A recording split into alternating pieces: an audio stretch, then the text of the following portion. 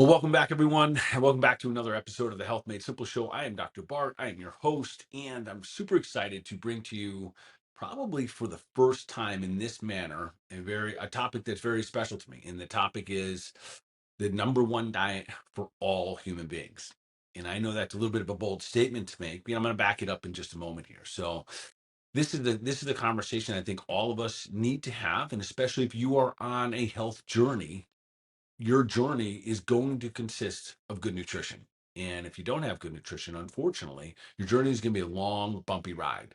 And most of us are either have learned that lesson or you're learning along the way that there's no way to escape putting the proper nutrition into the human body. So, with that being said, tonight I'm going to introduce to you the single best diet for all human beings. And I know that's a bold statement. And I say that with the evidence of being able to back this up in just a moment. And I'm also saying that and I'm bringing this to you because for a couple of reasons. As a practitioner, a very common thought process that I listen to or a conversation that I'm involved in will be that, hey, doc, it's so confusing. I don't know what to eat or what not to eat. I'm going to clear all that up tonight.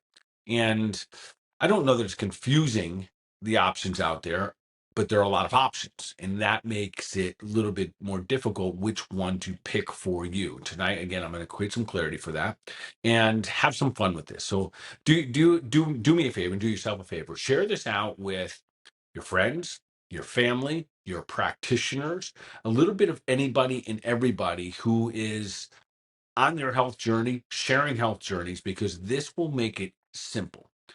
One of the reasons we call our show the Health Made Simple Show is because of things like this. When I talk to you tonight about how we can make nutrition one of the most influential foundations of our health, make nutrition very simple, which it is.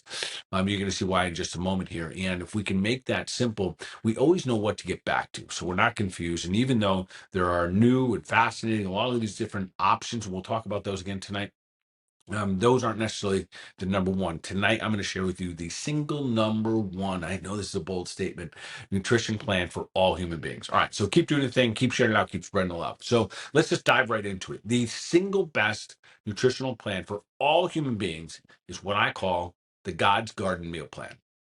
That's right, the God's Garden Meal Plan. And what does that mean to you? We're going to get right into this. So I've been teaching this program for about 10 or 12 years. And what I've discovered along the way is that if you can understand these foundations, one, when I explain them to you here in a moment here, you're probably not going to be confused at all. And secondly, you probably won't deny or question. They'll be very simple. The challenge that we have is that sometimes it's simplicity, it isn't always that those actions then become easy because then we have to break a lot of bad habits. But the idea or the education part of this is very, very simple. All right. So, God's Garden Meal Plan, what does that look like? So, just hear me closely when I say the following things. If it comes from a root, a plant, a tree, if it walks in the garden or swims in the sea, eat it. That's the God's Garden Meal Plan. And I'm going to make that a little bit simpler for you in just a second here. I'm going to say that again because when I first started teaching this, and I still teach this. I teach this to mastermind high-level doctors. I teach this in functional medicine, seminars that I teach, and I also teach it. If I used to in the past teach the grade schools. This is good for all human beings, and it doesn't have to be complicated. So again, if it comes from a root, a plant, a tree, if it walks in the garden, swims in the sea, eat it. Which means that if it's a plant, if it's a vegetable, if it's a fruit, eat it.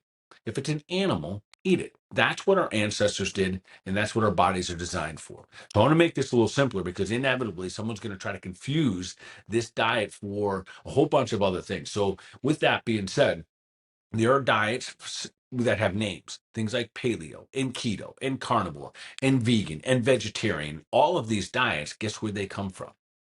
You got it. They come from the God's garden. They just happen to be particular versions of God's garden that eliminate particular things that are in God's garden. But that's all. So you may find that one of those, and I'm gonna encourage you to experience them all. Do not get caught in a box. Make sure you experience them and find which one works for your DNA. Find out which one works for you and your body and your desires and your goals. So maybe you try vegan for a while and see if that fits your goals and your needs. But don't get caught into that one paradigm because of something someone else said on Instagram. And same thing with the carnivore diet. I'm a big fan of both of them. but they need to be right for you. And the only way you know which one is right for you by experiencing them. So I mean, just a little off the cuff here, but for the most part, go experience any one of those diets. Be paleo for 30 days, be keto for 30 days, do carnivore for 30 days, be a vegan for 30 days. And until you do that, don't judge the other ones.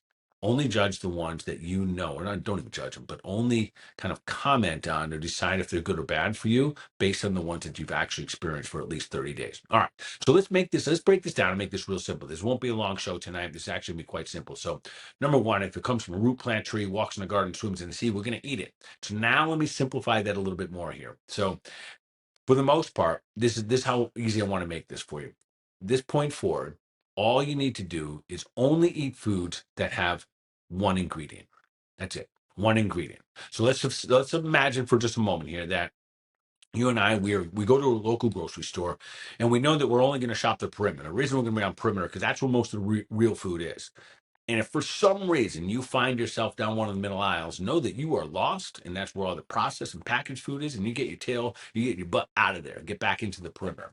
So let's imagine we walk onto the perimeter, and we pick up an apple. And what do you think the ingredients of an apple is going to say? When you read the ingredients, it's going to say one ingredient, and that's apple. If you pick up chicken, there's going to be one ingredient, and it's going to say chicken. If you pick up grass-fed beef, it's going to have one ingredient, it's going to say beef. Pick up celery, it says celery. Pick up spinach, it says spinach. That's how easy this is, folks. If you want to make sure that you are eating clean on a regular basis, that you are eating foods designed for the human body, eat foods that have one ingredient. Now, we want to throw a couple more things in there. Make it so we can kind of raise the bar a little bit here. Make sure all those foods, the absolute best that you can, those foods are going to be organic. So now let me quiz you. And of course, I can't hear your answers here, but let's just quiz you and say, well, Doc, how about organic bread, organic gluten-free bread? Or let's just say gluten-free bread. Now we got to have to go into the aisle, and there's going to be all the different ingredients, and most likely in those ingredients are going to be something that's not designed for God's garden. So that's when we just say no, we're going to leave it out. But there's so many choices. The funny thing is, and this is a real conversation, that often people say, well, Doc, then I don't understand. If I can't eat bread and I can't eat crackers and I can't have pasta, then what can I possibly eat? And I try not to chuckle, but I have to chuckle saying you can eat anything from God's garden. A root, plant, vegetable. If it walks in the garden, swims in the sea, you can eat it. So again, there's a lot of varieties. We have to start looking in that direction a little bit more. So the other thing is this. In the event that you do not know, and your question, like, I don't know if this has one ingredient, I don't know if this is organic, I don't know if this is good for me. If you do not know, the answer is always no. And that simply has to be bred from the fact that you have so much love, so much pride, so much passion, so much desire to make your body feel the way that it's designed to do, that you are not going to risk the possibility of putting something poison, something toxic, something that does not belong in your body. No matter how frequently you've done it in the past, no matter how common it is amongst your peers, you decide that you have that love, you have that passion, you have that respect for your own body, that from this point forward, now that you know what was designed for humans, foods that come from God's garden, that you have so much respect that you are going to choose to no longer put the foods that don't serve you in there. All right. So again, I'm going to repeat all of this real quickly. So you have it's drilled in there. You know that you can do this. It's really simple. I know I'm simplifying it. I know I'm making this really sound, well, Doc, it has to be more complicated than that. Don't I have to count my micros and macros? Absolutely not. You do not. We should never have to count our food. If you're eating real food, you just have to be clean enough to recognize when you've had enough food. So here we go again. If it comes from a root, a plant, a tree, if it walks in the garden, swims in the sea, eat it. Ideally, you're going to make sure that all your foods that are coming into the human body are always organic, because if they're not organic, it means they're coming in with chemicals. And you love your body way too much to want to knowingly put chemicals into your body. Two, the other part is this. If you don't know, pass. Just say no. You can get some food a little bit later. It'd be better than putting the wrong food into your body now. So with that being said, that's your simple plan. That's the best diet for all human beings. I don't even think there's an argument that could be made against that. Could we say, well, Doc, I have a food allergy, and that becomes part of our experiences. Maybe you have a food allergy to something in God's garden, and you remove that food. So we have to have our experiences, but we have to start from that clean point. So keep doing your thing. Keep sharing this out. Spread it out to your friends, your family.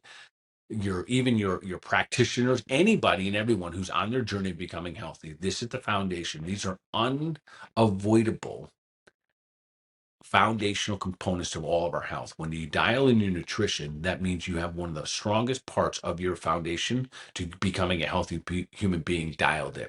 All right. That's your simple approach to making sure that you have an opportunity to put the best diet in place for you for a strong human being. Hope you've enjoyed this episode of the Health Made Simple Show. Keep doing your thing, keep sharing it out, keep spreading love, and as usual, continue to take deliberate action for your mind, your body, your overall wellness. God be awesome.